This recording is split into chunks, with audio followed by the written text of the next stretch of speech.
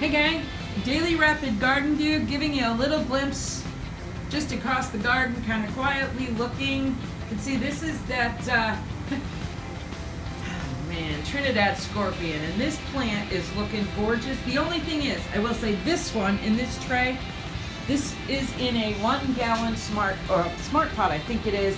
And if you look way down here, you can see these roots have actually grown into the rings here. I actually moved this recently, and that's why this plant is struggling a little bit. You can see that it's really trying to pull those roots back. It's one of the things that smart pots, what I would say is I usually would go, actually this might be a 2 gallon pot, I can't remember now.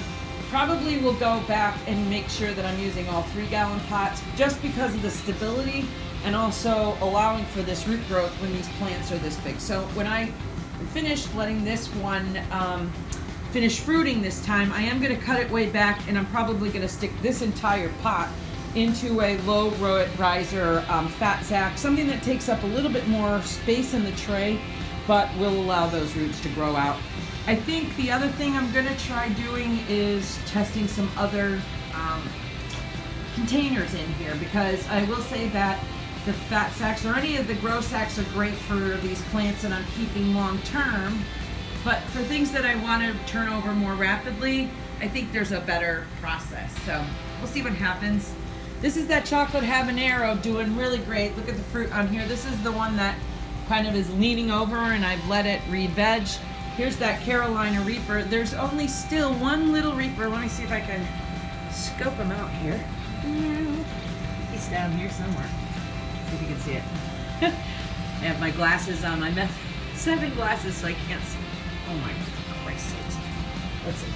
Right down there. There you go. Now you got it. There's the other side of the chocolate habanero over here. Across the way there, that's that small sweet bell pepper. It still has some on it. I'm going to let it finish out, and then I'm going to take that out of the garden. I still have the 2 yellow Trinidad Scorpions. One will stay, one will go. It'll probably be the one that I just showed you in the smaller pot. This one's in a 5 gallon pot. It was sharing a pot way down here with that Pandora eggplant. Took that out. This one's still flowering. It still looks pretty nice. You can see up here, flowering and setting fruit, I should say. You know, it's been really cold here in the Northeast. And while this room normally stays around 70 to 72, as long as even with the heat on, which sometimes it will run in here, this back corner tends to get, way back here, it gets really cold. This is where I have my little starts. There's some peppers in there I'll show you, but it does tend to get a little cold in here, especially in the evening. So, well, it is what it is. Eventually that will pass. Here's the Tabascos. They're all ripening up nicely. The thing with this plant, and I'm not sure if I mentioned this before, is that it's a really pretty plant, but it's very messy in this garden. So it drops a lot of leaves, even flowers. Even though it's setting tons of fruit, it also has tons and tons of pollen. So, you know, it's one of those plants that I'll probably let it finish out and take it out. Let me show you over here. I do have just a couple of starts in here. I'm doing some Moruga Satans. Those are in here. And then this side is the Kraken. They've really only been in here a couple days. I think you can see it starting there. These were all started in wet paper towels, and then, I don't know, that one, I don't know about that. We'll have to look at those later. But at any rate, you get the idea. We'll let them set. It is cool back here. They're probably going to take a little longer than I would normally expect. Starfish peppers have re-vegged awesome. They've got some beautiful flowers, and you can see they're setting up tons of fruit. One of my favorite, it's kind of fruity. They are spicy. They have a little heat to them, but much, much less than a lot of the other super hots. These are really yummy in salads, and it just brightens. I took I think a whole one and put it in a potato salad, you know, like a regular potato salad you would take to a picnic, and one whole pepper, just adding enough spice.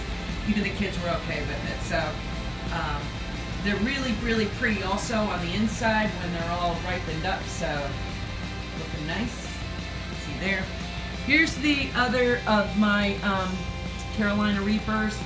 It's, you know, it's trying. setting up a lot of flowers. It's not dropping the flowers as much as it was before. I will tell you, it's very close to the light. We are going to be taking the whole system and raising it up a little bit for these taller peppers. But I'm leaving this branch here because it's kind of shading some of the other spots in the garden. So letting it go for now. There's still one on here. Let me see if I can. Still only one that I've been able to find on here. And this time, there it is. You can see that pretty nicely there. That's a pretty good shot of that Reaper, I think. Hopefully a few more of these will set up also.